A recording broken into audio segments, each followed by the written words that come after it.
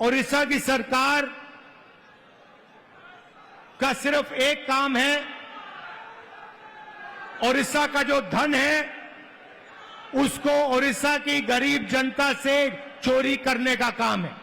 आपकी सरकार सिर्फ यही करती है।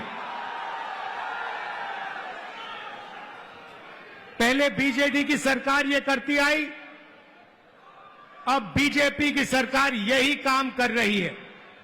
एक तरफ ओडिशा की गरीब जनता, दलित, आदिवासी, पिछड़ा वर्ग,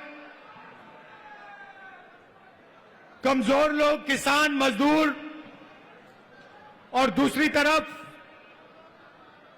5-6 अरबपति और बीजेपी की सरकार, ये लड़ाई हो रही है।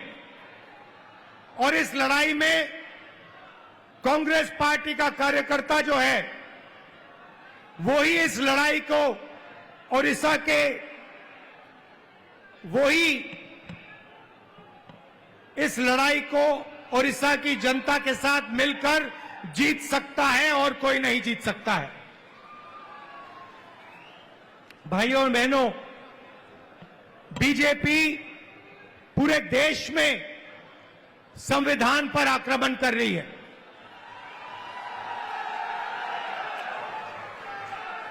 जहां भी हम देखते हैं संविधान पर बीजेपी के लोग आक्रमण कर रहे हैं। कल मैं बिहार में था और बिहार में जैसे महाराष्ट्र में चुनाव चोरी किया गया, वैसे ही बिहार में चुनाव चोरी करने की कोशिश की जा रही है। वैसे ही बिहार में चुनाव चोरी करने की कोशिश की जा रही है। और चुनाव चोरी करने के लिए इलेक्शन कमीशन ने नई साजिश शुरू की है।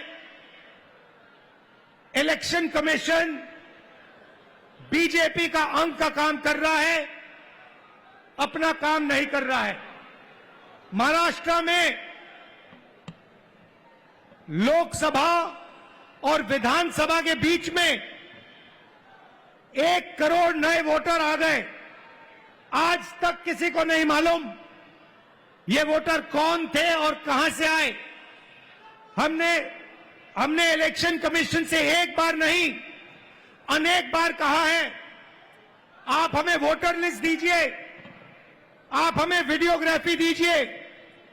इलेक्शन कमीशन नहीं देता है।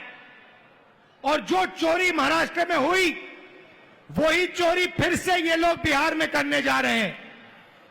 कल मैं बिहार गया, इंडिया गठबंधन के नेताओं के साथ हमने कहा कि बिहार में हम इलेक्शन कमीशन को बिहार का चुनाव चोरी नहीं करने देंगे, बीजेपी को चुनाव नहीं चोरी करने देंगे।